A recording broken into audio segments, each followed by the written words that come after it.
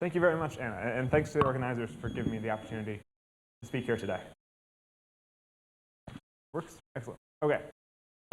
So I'll talk about docile transcendental entire functions, just to make sure the audio is anyway, so this is joint work with Lasse-Rempe. So as a brief outline, to begin with, I'll just give some really basic definitions that I'm sure you're all aware of.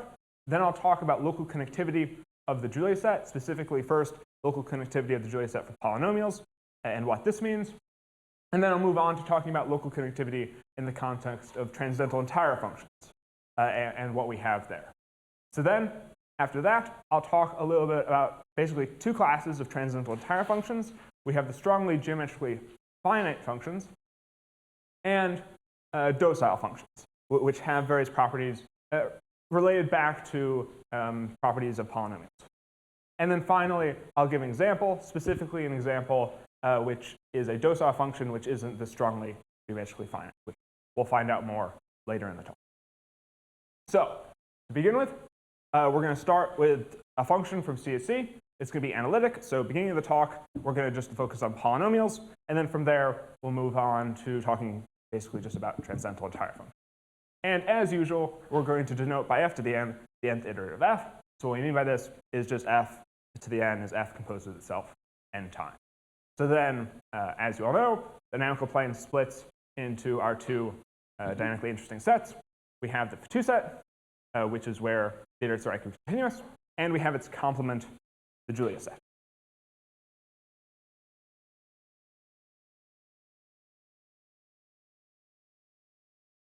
OK, so for a polynomial, I mean, we can look at the points that basically go off to infinity, because infinity is just a nice super attracting fixed point.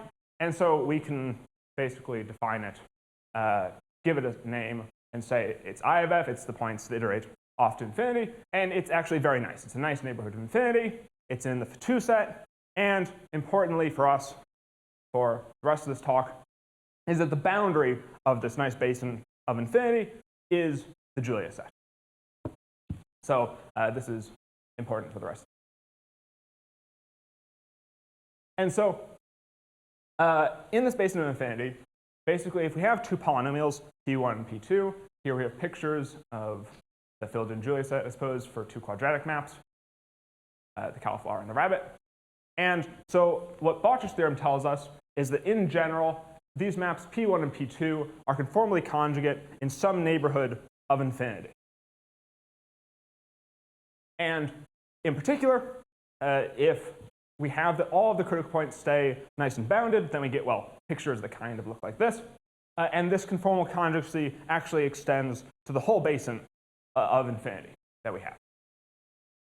And so the natural question then to ask is, well, what happens on the boundary of this basin of infinity, which in this case, the boundary is our Julia set. And so the answer comes from this Carthy-Dori-Torres theorem and links with local connectivity of the Julia set. So we're now going to basically restrict the case where we just look at one polynomial being z to the d, and then we nicely have the disk here. And we have then some conformal isomorphism that takes us from the complement here over the complement over here. And then the Carthy-Dori-Torres theorem tells us that this Riemann map that we have, it extends nicely and continuously to the boundary of our disk if and only if, well, the boundary of this set over here that we had is locally connected.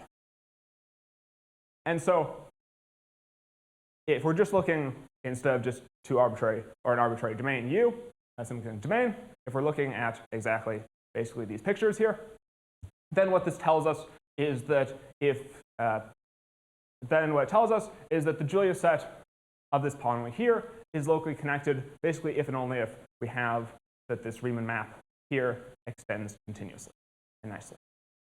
So in particular, what this does is what it allows us to do is understand the dynamics of what's happening over here in terms of just basically a quotient of what's happening over here. So we're describing the dynamics of this very complicated system for this basically arbitrary, in a sense, quadratic polynomial on the Julia set in terms of a much simpler system of just this angle d tupling of this map. And so this is the main reason why this question of local connectivity of Julia sets is important, is not so much just because of just this is a nice topological property, but in fact because of the fact one of the main things is because of the fact that we have that we can understand the dynamics here in terms of this much simpler system. So now what we're going to want to do is talk about this, but in the context of transcendental entire functions. In order to do this, what we need to do is describe the escaping set. So the escaping set was talked about earlier by Anna and many others. And it's, again, denoted I of f, and it's the set of points which nicely escape to infinity. And because of the fact that we now have an essential singularity, the escaping set is not a neighbor of infinity. It no longer is just a subset of 2 set. It can meet both the 2 set and the Julia set. And it has several nice properties that Rencontres showed. In particular, for us, what we want is that the boundary of the escaping set is still the Julia set. And this is, importantly, what we need for kind of the rest of the time. And as well, we have that the closure of the escaping set has no boundary components, and this leads to Rencontres conjecture. So as a quick example of just an escaping set of a transcendental entire function, we have here a quarter times the exponential function. So in black here is what we're saying is the escaping set slash the Julia set. And in white here is the 2 set. And this picture is periodic. And we have that in white here is some attracting base, basically, our picture. So we want to know, well, what about local connectivity? Okay, so in general, even if we're looking for local connectivity at polynomials, the Julia set doesn't actually need to be locally connected. So what about for transcendental entire functions? Well, the same is true. So especially for transcendental entire functions, the Julia set need not be locally connected. So for example, this picture that we saw before, here, the Julia set is not locally connected.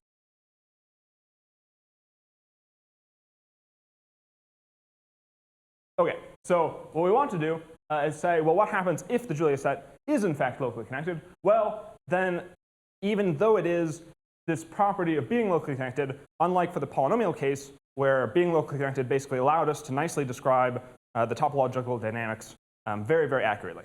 But now this is really no longer the case, that if we have, say, the Julia set of the exponential function, it's the entire plane. And this doesn't really give us anywhere near as complete a description of the topological dynamics. It doesn't give us anywhere near as much information. So what we're going to want to do is talk about, well, what can we say about describing the topological dynamics of basically this map on the Julia set? And in particular, what class of functions can we look at for which we can do this? And for that, we're going to need to introduce some various terms. First one being the singular values of a transcendental entire function. So we talked a little bit, others have talked a little bit about them before. So we have the asymptotic values and the critical values of f. So remember, critical values are just the points where the derivative is 0. And asymptotic values means that we have some curve on which, so you have some curve that tends to infinity, and basically on it, the function tends to some finite value. That's what we mean by asymptotic value in general, or at least a direct asymptotic. And so this allows us to define the Asymptotic class, this class B, which are the class of transcendental entire functions for which this singular set is bounded. So we can describe it alternatively in terms of these tracks that, for instance, Chris talked about earlier, that we have, say, here. I don't know if people online can see, but we have, say, the disk on which all of our singular values are based, and we look at the complement of this, then we'll have some nice simply connected unbounded domains here, which these guys are our tracks. And if this guy has some radius r, then on here we have that the modulus of f of z is equal to r, and inside it's going to be greater than r. And in fact, here, what we have is a nice covering. OK, so, and if you want, for example, the exponential function, the tract for it is a nice right half. Here, this guy. Nicely. If you stop the screen sharing on Zoom, then it'll also record what you do on the board, I think. I can try.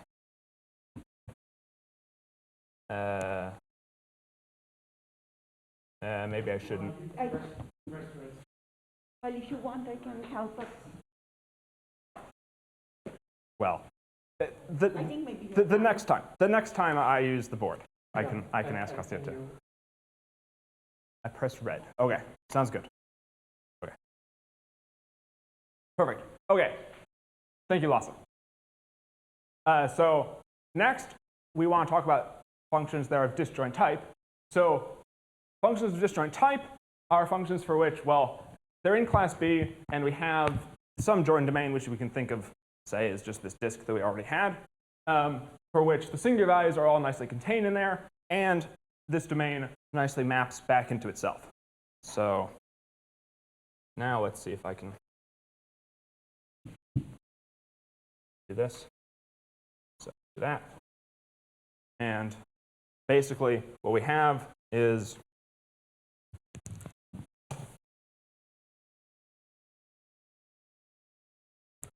that here we have our tract.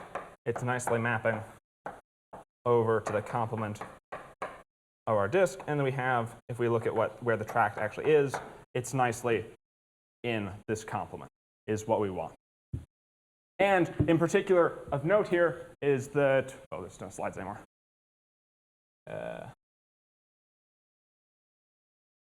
we go. But you can't see them.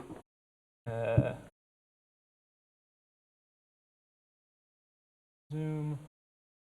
Share screen. There.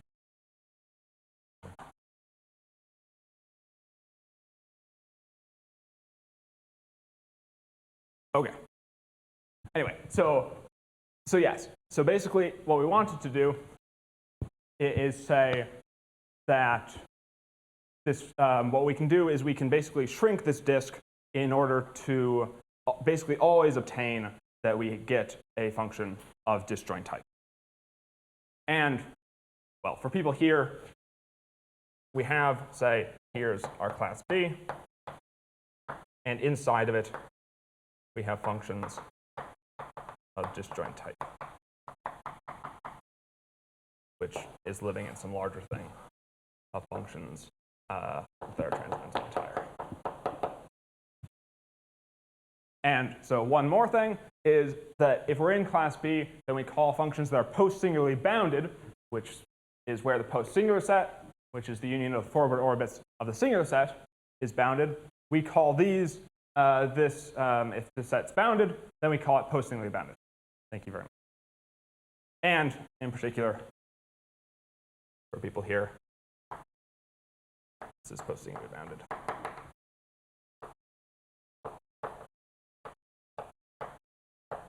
Contains functions of disjoint type, but is contained in class B. So these are various subsets of class B.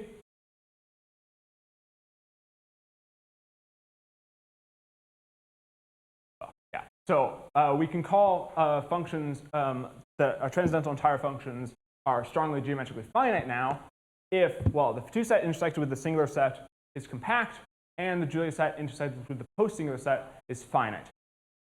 So having that the Julia set intersected with the post-singular set is finite is, I believe, an important property for polynomials when studying some classes of polynomials.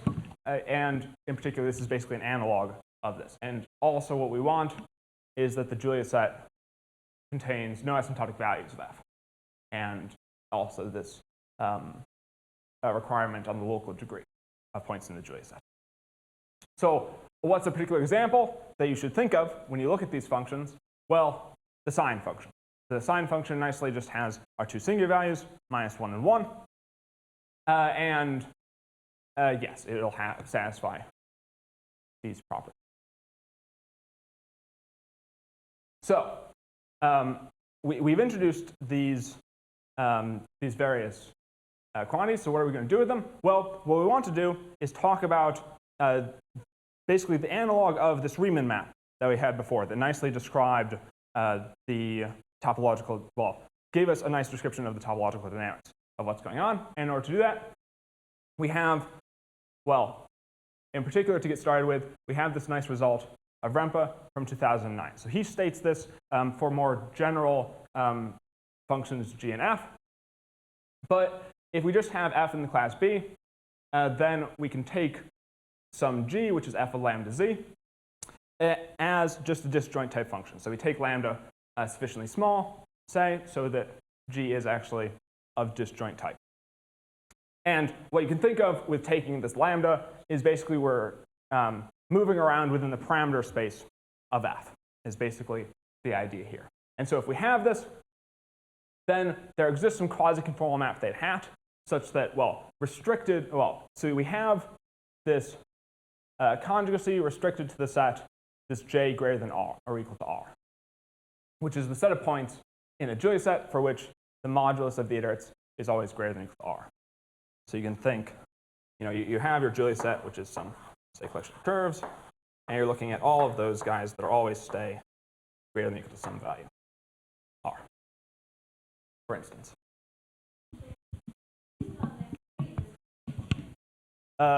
Correct. So this is not necessarily in this escaping set, correct? It's, yeah, just.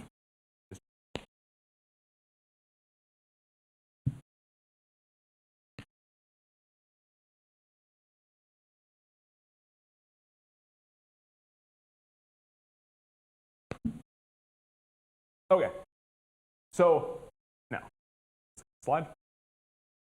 Okay, so from this result, what we get is that if we have two functions that are postingly bounded, then this map theta hat extends to some nice natural projection on the escaping set. So we had our theta, which is a quasi-conformal map. It's defined on the plane, but in particular, we have this, this conjugacy on this j greater than or equal to r.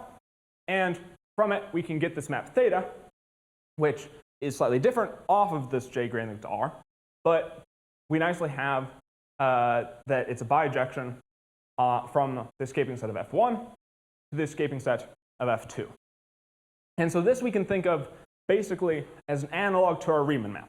For our polynomial, we had this nice Riemann map from, well, basically the escaping set of one polynomial to the escaping set of another polynomial. And this was basically the analog.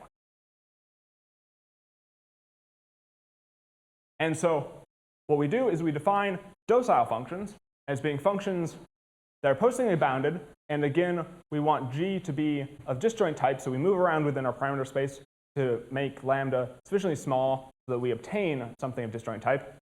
And then if this bijection extends to a continuous function on the Julia set, then we call this map docile. So what we're really doing is we're saying, OK, we have this analog of this map that looks like the Riemann map for polynomial. And what we do is we call these functions docile if, as for polynomials, this extends to the boundary, if this also basically extends, in a sense, to the boundary. And so related back to these strongly geometrically finite functions, so Alamed, Rempe, and Sixtmuth show that if you have a strongly geometrically finite function, then it is automatically docile. And so we'll see later as our example to show that if we have a docile function, it isn't automatically strongly geometrically finite.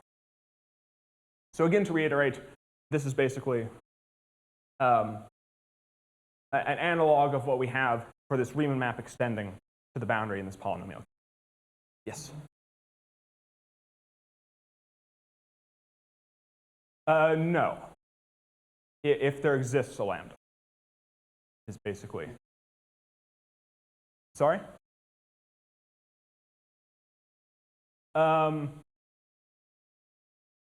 So if we have our function is just a disjoint type, then I guess it's automatically docile.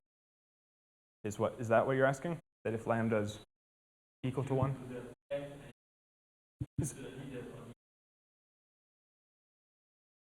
Sorry, I don't understand. So here, we start with a function which is positively bounded in class B. And from it, we get a g by taking this disk, basically, to be small enough that we get a disjoint type function, that we shrink down this disk. So we force it by taking a particular lambda. And so from that, we automatically get this map theta that we talked about before. And we ask whether or not this map theta actually nicely extends.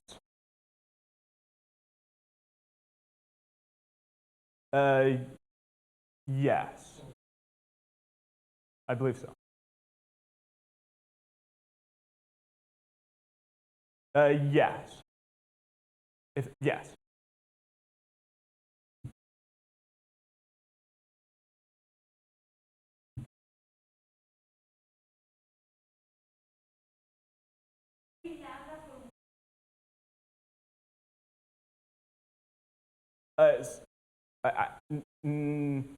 So it's for some lambda.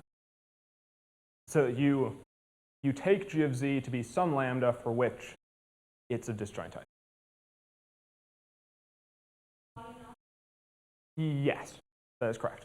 So you're just choosing g to be that we have some lambda that's small enough so it's a disjoint type, and then we call the function docile if we have this theta here extends to a map on the Julia set. This conjugacy extends.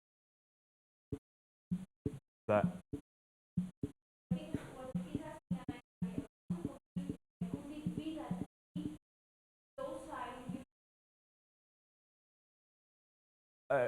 No, maybe we can talk about after, but yeah.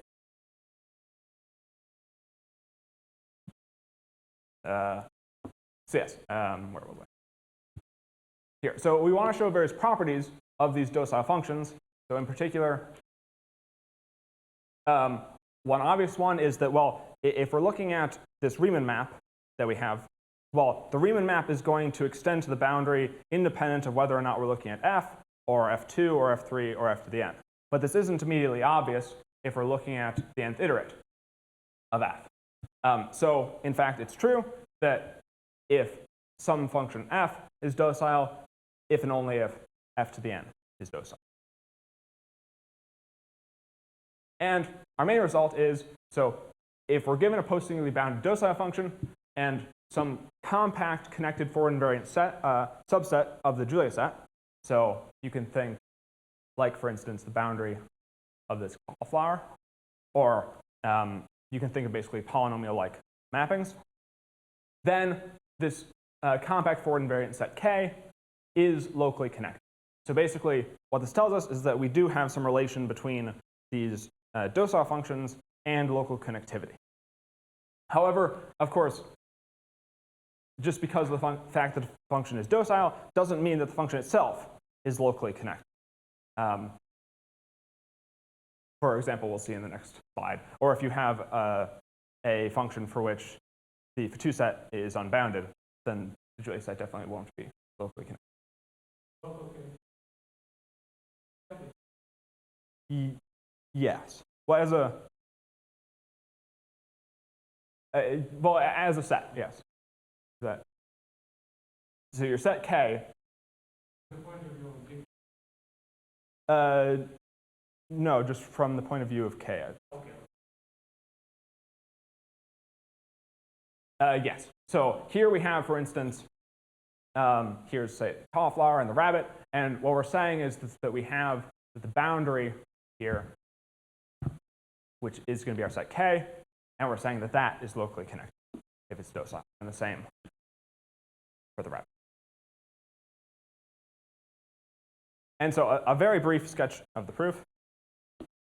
So basically, what we have is we're given some compact set K here, and which is for our function f, which is docile. And what we want to do is we want to show that, in fact, K is locally connected. And so what we can do is we can take, basically, the Julia set is landing at various points on our set K. And we look at our map theta that takes us from our disjoint type function G. Say, look at this. And we can identify each of these points that land here, which each of these points that land over here. And so using the properties of our nice bijection theta, we can basically use topological properties of what we know over here in order to get that we have a nice ordering. And so, in fact, this map, or this set K, is locally. Don't worry, I'll change back to the slides just as soon as you get it done. Don't worry.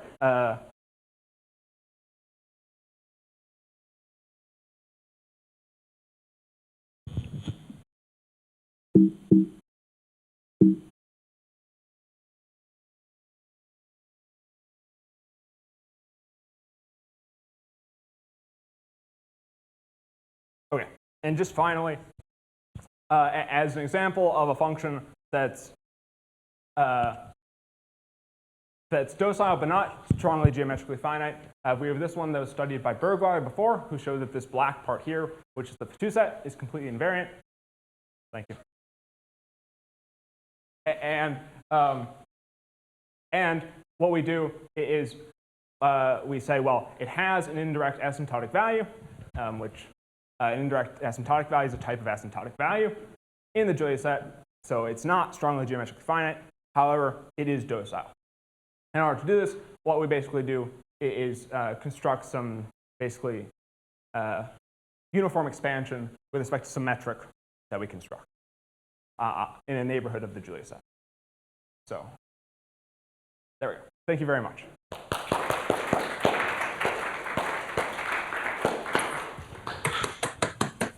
So, questions for James? More questions, because there were a lot during the talk, so.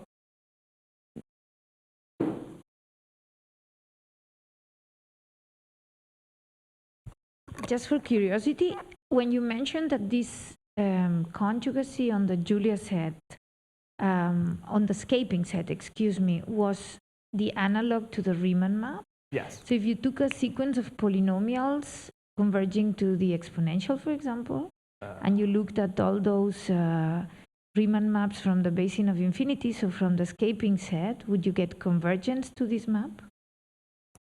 This is a good question. I do not know. Perhaps Losses in the audience, he might know. But I am in the audience, but I frankly never thought about that. But that's a good point. I mean, there are these, there's this work of Devaney, Goldberg, Hubbard, well, the original preprint, and then later published with some additional people, where they were looking at this convergence of these hairs to the exponential. So now you'd be looking at these Riemann maps, and they would kind of, the complements should converge to the Cantor bouquet.